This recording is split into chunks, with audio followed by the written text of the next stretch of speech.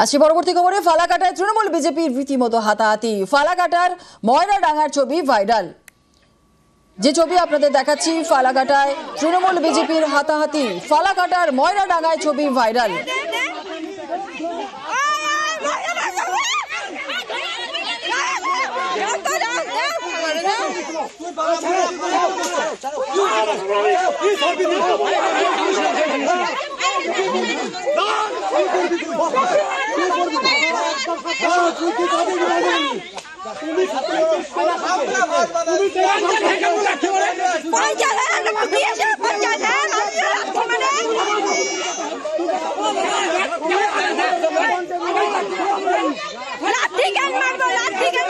Trinamool BJP কর্মীদের বচসা মারপিট, কিন্তু এই বচসা মারপিট কেন?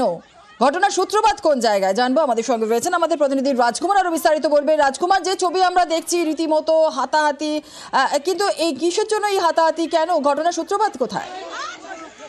দেখো, যেটা ফালাকাটা ব্লকের যে ময়নাডাঙ্গা গ্রাম পঞ্চায়েতের কুঞ্জনগর এলাকায় একটি যে সলিড ওয়েস্ট ম্যানেজমেন্ট প্রকল্প জেলা প্রশাসনের উদ্যোগে, সেখানে একটি সলিড ওয়েস্ট ম্যানেজমেন্ট প্রকল্প হচ্ছে এবং এই প্রকল্প নিয়েই কিন্তু বিবাদ।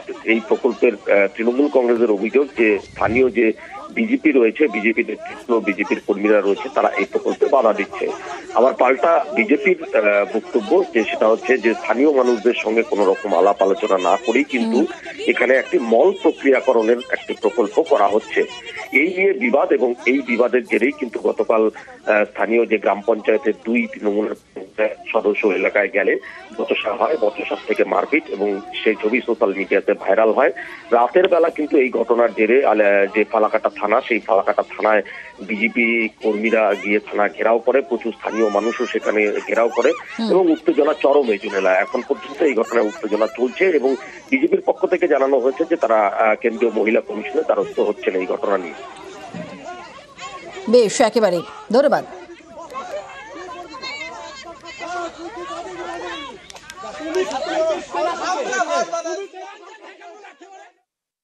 ডিএম এর দপ্তর থেকে কোনো একটা কাজ কুঞ্জনগরের সরকারি জমিতে হচ্ছে, সেটা দফায় দফায় বিজেপিরা বারবার ওখানে বাধা বিঘ্ন ঘটাচ্ছে।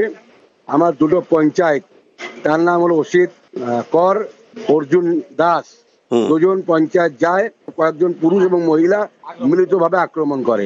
আপনারা লাঠিও দেখেছেন কয়েকজনের হাতে, তারপরে আক্রমণ করে কোনোভাবে আমাদের দুই পঞ্চায়েত ওখান থেকে কোনো ক্রমে বাঁচে আর কি। এটা বিজেপির গুন্ডামি ছাড়া কিছু নয়। একটা ভালো কাজ হচ্ছিল কুঞ্জনগরে, সেটাকেও বিঘ্ন ঘটানোর তারা চেষ্টা করছে। এদের কাজই শুধু সব জায়গায় ভালো কাজকে শেষ করে দেওয়া।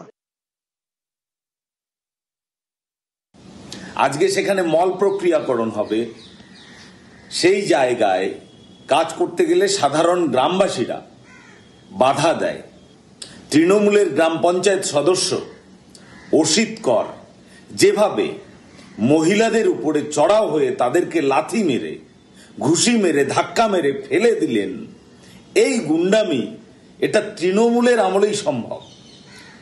এর তীব্র নিন্দা করি, এর প্রতিবাদ জানাই এবং অবিলম্বে এই পঞ্চায়েত সদস্যকে আইনের আওতায় নিয়ে এসে তার উপযুক্ত শাস্তির ব্যবস্থা করতে হবে, সেই দাবি আমরা জানাই।